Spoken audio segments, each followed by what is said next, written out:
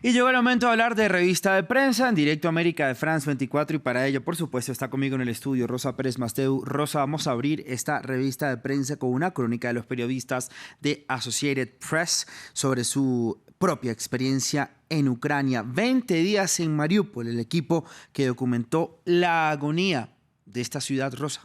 Buenos días, Raúl. Exactamente, este es el relato de dos periodistas ucranianos trabajando para la agencia estadounidense AP, que, recordemos, proporciona información y material a los medios de comunicación de alrededor del mundo. Por eso dicen que son los últimos periodistas internacionales que estaban en Mariupol. Ellos son Mytsilav Chernov y el fotógrafo Evgeny Maloletka, que relataron la experiencia a sus compañeros Originat y Vasilisa Stepanenko. Bien, esta crónica cuenta cómo los rusos estaban buscando, ¿no?, a estos dos periodistas. Dicen, los rusos nos estaban persiguiendo, nuestros nombres estaban en su lista. Cuentan cómo estaban documentando la situación en un hospital cuando de repente llegaron soldados ucranianos a preguntar dónde están los periodistas y que les dijeron que tenían órdenes directas de sacarlos de Mariupol. Pudieron salir pues bajo bombardeos, en una tensa situación.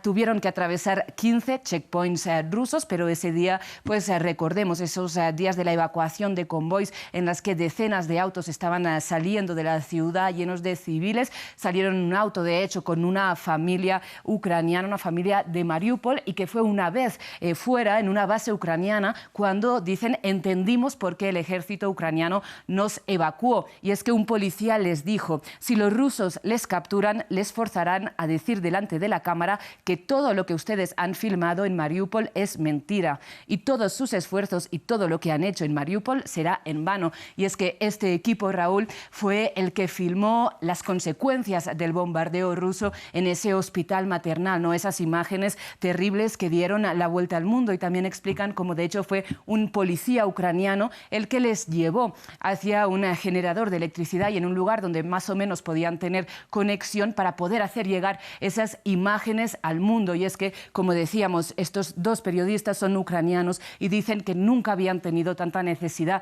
de romper el silencio y de explicar a la gente alrededor del mundo lo que estaba sucediendo bajo estos ataques rusos en Mariupol, porque, recordemos, el resto de periodistas internacionales salieron cuando empezaron a cortar las comunicaciones en esa ciudad.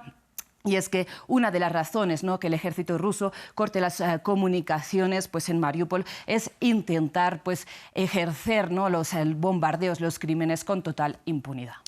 Qué triste, Rosa, ese relato, además muy interesante. Los invitamos, por supuesto, a que usted pueda ampliarlo en esta agencia de noticias, pero continuamos con una revelación del proyecto para reportar el crimen organizado y también la corrupción. Rosa, la OCCRP, por sus siglas en inglés. Esta es la misma organización de periodistas que sacó a la luz la investigación de Swiss Secrets. Efectivamente, y ahora lo que reportan es que mientras países alrededor del mundo están imponiendo sanciones contra los oligarcas aliados de Putin, pues ellos están escondiendo su riqueza en cuentas secretas y en estructuras offshore.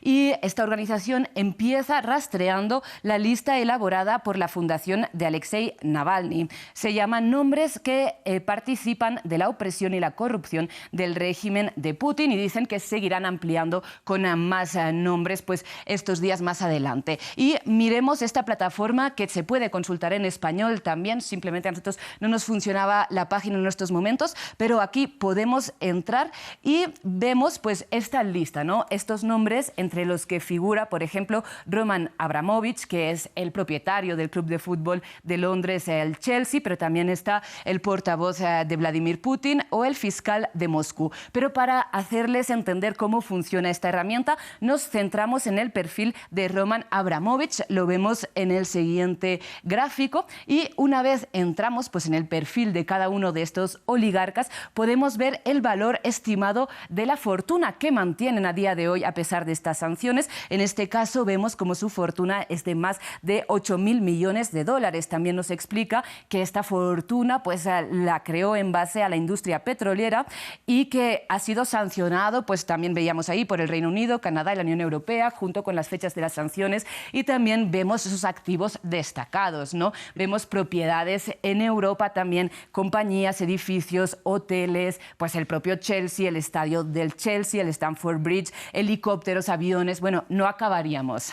¿No, Raúl? Rosa, y parece, es chistoso porque parece que fuera como un sitio para alquilar casas, hoteles, y realmente son las propiedades de una persona, ¿no? Exactamente. Ahora vamos a fijarnos también en lo que publicó un medio ruso, el Komsomolskaya Pravda, que tratamos aquí a menudo. Ayer lunes publicó una información y la borró de inmediato. ¿De qué estamos hablando, Rosa? Pues bien, como dices, este medio que se considera afín al Kremlin publicó en un artículo que el número de bajas entre las filas del ejército ruso sería de 9.861 soldados muertos en esta invasión de Ucrania y más de 16.000 heridos, una cifra que dista muchísimo de la oficial publicada por el Kremlin a principios del mes de marzo, que no se ha actualizado desde entonces y que es de 498 muertos. Bien, como decías, ¿no? Este medio eliminó de inmediato esta información que, por ejemplo, el Foreign Affairs atribuye a lo que podría ser una filtración o un hackeo, pues, del Ministerio de Defensa ruso, Raúl.